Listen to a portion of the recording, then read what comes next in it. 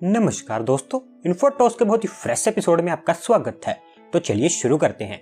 आज की दोस्तों सबसे पहली अपडेट निकल कर आ रही है हमारे इंडियन टेलीकॉम सेक्टर को लेकर, जहां पर दोस्तों हमारे देश के उन एरियाज में जहां पर अभी तक जो मोबाइल कनेक्टिविटी है वो अवेलेबल नहीं हुई है, उन्हीं को कवर करने के लिए हमारी सेंट्रल गवर्नमेंट के द्वारा ये प्रूव कर दिया गया है कि अब इन एरियाज को कवर किया जाए। एंड इनिशियली इसके अंतर्गत हमारे देश में 7287 जो अनकवर्ड विलेजेस हैं उनको कवर किया जाएगा। दोस्तों जैसा कि आप जानती हैं हमारे देश में जो सिटीज होती हैं वहां पर तो इस तरह की प्रॉब्लम्स नहीं होती हैं, एंड मोस्टली जो विलेजेस होते हैं वहां पर ही इस तरह की प्रॉब्लम्स देखने को मिलती है।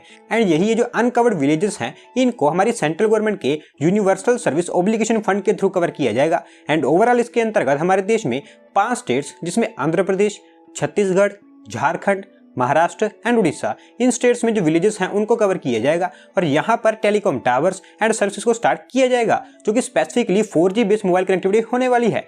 एंड ओवरऑल हमारा जो यूनिवर्सल सर्विस ऑब्लिगेशन फंड है उसके अंतर्गत इस मोबाइल कनेक्टिविटी के लिए 6466 करोड़ स्पेंड किए जाएंगे।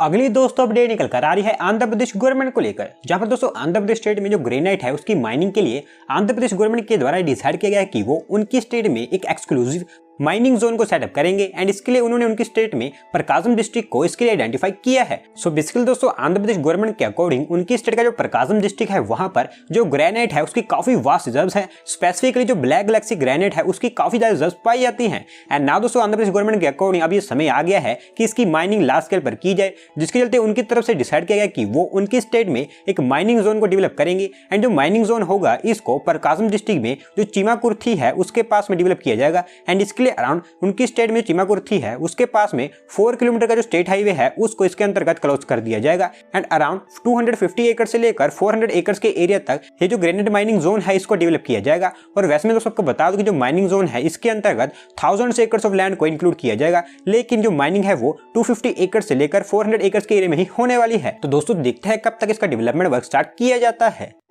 बढ़ते हैं दोस्तों अगली अपडेट की तरफ, जो निकल कर आ रही है हमारी इंडियन रेलवेज को लेकर, जहां पर हमारी इंडियन रेलवेज के जो पैसेंजर्स हैं उनको और भी बेटर ट्रैवलिंग फैसिलिटीज प्रोवाइड करवाने के लिए हमारी इंडियन रेलवेज के द्वारा successfully Mumbai central railway station पर एक state of the art and first of its kind जो पोर्ट होटल है वो लॉन्च कर दिया गया है। एंड साथ साथ में इसको ऑपरेशनल भी कर दिया गया है। सो बेसिकली दोस्तों अगर आपको याद होगा तो कुछ दिन पहले ही मैंने आपको बताया था कि मुंबई सेंट्रल रेलवे स्टेशन पर जो पोर्ट्स हैं उनको ओपन किया जाने वाला है। एंड नाउ इनको लॉन्च भी कर दिया गया है। और वही बात करें पोर्ट होटल की डिटेल के बारे में तो इसके अंतर्गत wifi, TV, small locker, adjustable mirror, reading lights, इस तरह की फैसिलिटीज को अवेलेबल किया गया है। And overall Mumbai central railway station पर ये जो पोर्ट होटल है वो 3000 स्क्वायर फीट के एरिया में फैला है, जहां पर टोटल 48 इन्वेंट्री पॉइंट्स को इंस्टॉल किया गया है। और वैसे में दोस्तों आपको बता दूं कि इस तरह के जो कॉन्सेप्ट्स है वो मोस्टली दूसरी कंट्रीज में देखने को मिलते हैं, जहां पर स्पेसिफिकली जो एयरपोर्ट्स हैं वहां पर इस तरह के जो पोर्ट्स हैं उनको इंस्टॉल किया जाता है। लेकिन अब हमारे जो इंडियन रेलवेज है उनके द्वारा इन पोर्ट्स का इस्तेमाल करना स्टार्ट कर दिया गया है। अगली दोस्तों अपडेट निकल कर आ रही है Indian low cost airline operator Akasa airline को लेकर, जहां पर दोस्तों इंडिया में उनके जो एयरलाइन ऑपरेशंस हैं उनको जल्दी से जल्दी स्टार्ट करने के लिए अकासा एयर की तरफ से डिसाइड किया गया कि वो 72 एयरक्राफ्ट को परचेज करने वाले हैं। एंड इसी के चलते उन्होंने इन 72 एयरक्राफ्ट का जो ऑर्डर है वो American multinational defence and aerospace manufacturing company Boeing को सौंप दिया है। सो बेसिकली दोस्तों जो 72 एयरक्राफ्ट होंगे ये बोइंग के 737 मैक्स टाइप के एयरक्राफ्ट होंगे। एंड ये जो डील है ये दुबई एयर शो में साइन की गई है, क्योंकि दोस्तों अगर इस तरह के एयर शोज में कोई एयरक्राफ्ट से रिलेटेड डील होती है एंड वहां पर जो परचेजर एयरक्राफ्ट को परचेज करता है तो उसको कई तरह के स्पेशल डिस्काउंट्स मिलते हैं। एंड इसी के चलते यहां पर ही ये जो डील है ये साइन की गई है। एंड ओवरऑल दोस्तों जो कॉन्ट्रैक्ट है इसकी वैल्यू $9 बिलियन की है। एंड इसके अंतर्गत जो अकासा एयर है उनको अप्रैल 2022 से ही ये जो एयरक्राफ्ट साइन की डिलीवरी स्टार्ट कर दी जाएगी। और वहीं जो अकासा एयर है उनका प्लान है कि वो एक बार डिलीवरी स्टार्ट हो जाने के बाद में हर साल 20 एयरक्राफ्ट को इंडक्ट करने वाले हैं। और साथ साथ में उनका प्लान ये भी है कि वो हमारी सिटीज जैसे कि दिल्ली एंड बेंगलुरु यहाँ पर उनके बेसेस को भी लॉन्च करने वाले हैं। अगली दोस्तों अपडेट निकल कर आ रही है हमारी फाइनेंशियल कैपिटल मुंबई से, जहां पर दोस्तों मुंबई का जो ब्यूटिफिकेशन एंड रेनोवेशन प्रोसेस है उसको कैरी फॉरवर्ड करते हुए बृहन मुंबई म्युनिसिपल कॉर्पोरेशन यानी कि बीएमसी के द्वारा डिसाइड किया गया कि वो मुंबई में कुछ और एरियाज को भी ब्यूटिफाई करने वाले हैं। एंड इस काम के लिए इस बार जो बृहन मुंबई म्युनिसिपल कॉर्पोरेशन है उनके द्वारा 8.37 करोड़ रुपए स्पेंड किए जाने वाले हैं। सो बेसिकली दोस्तों थोड़ा सा आपको मैं डिटेल में बताऊं तो टोटल 6 ओपन स्पेसेस को मुंबई में ब्यूटिफाई किया जाएगा, जिसके अंतर्गत मोस्टली ग्राउंड्स एंड गार्डन्स को ऐड किया गया है। और थोड़ा सा आपको और डिटेल में बताऊं तो 4.88 करोड़ रुपए की लागत से विलासराव देशमुख उद्यान, 2.42 करोड़ रुपए की लागत से गोपीनाथ मुंडे उद्यान जो कि कांदिवली में है, बायकुला में झूला मैदान, रघुनाथ छवन उद्यान, सियोन प्रतीक्षा नगर में अशोक पिसल उद्यान, माहिम में रमागवंडी उद्यान, इन एरियाज को ब्यूटिफाई किया जाएगा। एंड ब्यूटिफिकेशन प्रोसेस के अंतर्गत यहाँ पर pathways, security cabins, boundary walls, tree plantations, soil filling, open air gym equipments, इन सब चीजों को इंस्टॉल एंड डेवलप करने पर काम किया जाएगा। और वैसे मैं आपको ये भी बता दूं कि जो बीएमसी है उनके द्वारा ओवरऑल मुंबई में 1000 से ज्यादा स्पेसेस को ब्यूटिफिकेशन के लिए आइडेंटिफाई किया गया है एंड धीरे धीरे करके सबको ब्यूटिफाई किया जाएगा। अगली दोस्तों अपडेट निकल कर आ रही है कर्नाटका स्टेट के रोड सेक्टर को लेकर, जहां पर दोस्तों कर्नाटका स्टेट में बेटर रोड कनेक्टिविटी प्रोवाइड करवाने के लिए स्पेसिफिकली जो विलेज एरिया है वहां पर बेटर रोड कनेक्टिविटी के लिए कर्नाटका गवर्नमेंट के द्वारा डिसाइड किया गया कि वो उनकी स्टेट में जो विलेज रोड्स हैं उनको बेटर एंड अपग्रेड करने का काम स्टार्ट करने वाले हैं। एंड इसके लिए इनिशियली उनके द्वारा उनकी स्टेट में 110 विलेजेस में ये जो काम है ये स्टार्ट किया जाएगा। सो बिल्कुल दोस्तों करंटली जैसे कि आप जानते हैं हमारे देश का जो साउथ इंडिया है वहां पर काफी ज्यादा रेन देखने को मिल रही है। एंड ऑलरेडी जो बृहद बेंगलुरु महानगर पालिका है उनके द्वारा drinking water and underground drainage pipelines के लिए जो कि स्पेसिफिकली न्यू सेटअप की जा रही है उनके लिए जो विलेजेस हैं वहां पर रोड्स को डग किया हुआ है, जिसके चलते जो हैवी रेन्स हैं वो रोड की कंडीशंस को और भी ज्यादा खराब बना रही हैं। एंड दोस्तों इसी को देखते हुए कर्नाटका गवर्नमेंट के द्वारा डिसाइड किया है कि वो इन 110 विलेजेस में जो कि स्पेसिफिकली बेंगलुरु एंड इसके आसपास के जो एरियाज हैं, आप कह सकते हैं कि जो बृहद बेंगलुरु महानगर पालिका के अंडर में आते हैं वहां पर इनको अपग्रेड करने का काम स्टार्ट किया जाएगा। एंड इसके लिए ओवरऑल 1000 करोड़ रुपए स्पेंड किए जाएंगे एंड जल्दी ही इनका जो डेवलपमेंट एंड कंस्ट्रक्शन वर्क है वो भी स्टार्ट कर दिया जाएगा।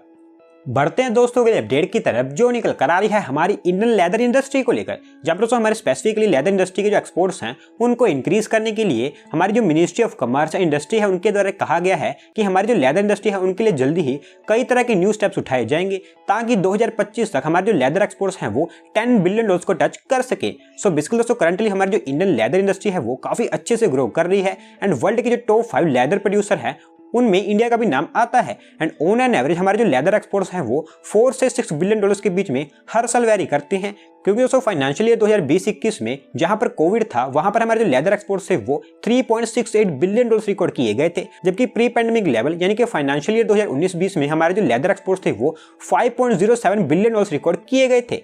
ऐसा हमारी गवर्नमेंट का प्लान है कि 2025 तक ये जो लेदर एक्सपोर्ट्स हैं जो कि 4 से 6 बिलियन डॉलर्स के बीच में रिकॉर्ड किए जाते हैं इनको 10 बिलियन डॉलर्स तक टच कराना है। एंड इसके लिए हमारे देश में कई तरह के जो न्यू लेदर क्लस्टर्स हैं उनको भी डेवलप किया जाएगा। साथ साथ में जो लेदर क्लस्टर्स है यहाँ पर BIS स्टैंडर्ड्स लैब को सेटअप किया जाएगा, जो कि आने वाले समय में हमारे देश में जो leather products and leather goods होती हैं उनकी क्वालिटी को इनहांस करने में और भी योगदान देंगे। इसके अलावा स्पेसिफिकली जो लेदर एक्सपोर्ट्स हैं उनको इंक्रीज करने के लिए बहुत सारी कंट्रीज जैसे कि UAE, UK, ऑस्ट्रेलिया इनके साथ में जो फ्री ट्रेड एग्रीमेंट्स हैं उनको भी साइन किया जाने वाला है।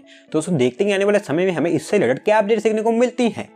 आज की दोस्तों लास्ट अपडेट निकल कर आ रही है इंडिया के मोस्ट सब्सक्राइब्ड IPO को लेकर, जहां पर दोस्तों लेटेंट व्यू एनालिटिक्स जो कि एक डाटा एनालिसिस कंपनी है उनकी तरफ से रिसेंटली उनका जो IPO है वो लॉन्च किया गया था। एंड दोस्तों इनका जो IPO है वो 338 टाइम्स ज्यादा सब्सक्राइब कर गया है, जिसके चलते इनका जो IPO है वो इंडिया मोस्ट सब्सक्राइब IPO बन चुका है। सो बेसिकली दोस्तों इस कंपनी के द्वारा टोटल 1.75 करोड़ शेयर्स को इशू किया गया था, लेकिन ये जो कंपनी है इनको 572.1.8 करोड़ के जो शेयर्स की बिड्स हैं वो रिसीव हुई है, यानी कि आप टोटल कह सकते हैं कि 1.13 ट्रिलियन रुपीस की शेयर्स की जो बिड्स हैं इनको रिसीव हुई है। जबकि कंपनी के द्वारा उनका जो प्लान था या फिर उनके जो IPO पेपर्स थे उनमें इनके द्वारा यह स्पेसिफाई किया गया था कि वो 600 करोड़ रुपीस का जो IPO है उसको इशू करने वाले हैं। एंड दोस्तों इससे पहले जो पारस डिफेंस कंपनी थी जो कि एक इंडियन कंपनी है उनका IPO India most subscribe IPO था, जो कि अराउंड 304 टाइम्स ओवर सब्सक्राइब किया था।